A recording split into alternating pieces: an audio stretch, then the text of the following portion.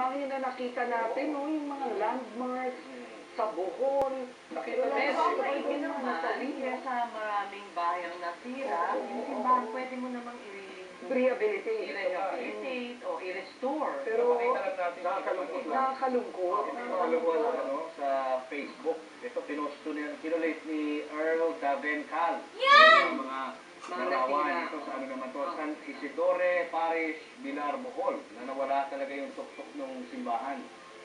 At ito naman, ganun din, ano? Doon pa rin to, ibang... Yung yun. Oo, ito yung bahagi ng ating kasaysayan. Kwento ng ating kasaysayan. Chocolate Hills. Pakita ko sa inyo. Hindi na chocolate. Ito yung doon. Yan ang grabe, no? Before and after. Nabura. Yung simbahan, nawala na talaga siya. Makaiya. Totally erased. Oo. Okay? That's part of the narrative kasi of our country, di ba? Oo. Ito yung Chocolate Hills. Ayan, no? Okay. Nakakalungkot, Oy. di ba? Parang ano siya, no? Parang natanggal talaga yung... Parang inuka. Oo, Oo. nauka siya eh. Oo. Pero mas masaklap yung ano, Julius. May higit sa 70 yung namatay. No, si Mr.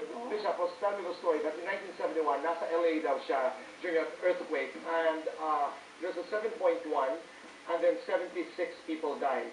Ito ngayon, sabi ko 7.2, ano, now, ang nakapala ay 77 na.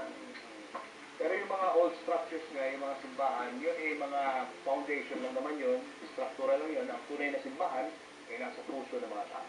Ganda naman ng Julie ko. Hindi ka makapaniwala. Anyway, kapamilya, yan po ang namang araw ng ating pagbabalik. Sa araw na bahagi na ng kasaysayan. Sa ngalan ng bayan. Sa ilalim ng nag-iisa nating bandila.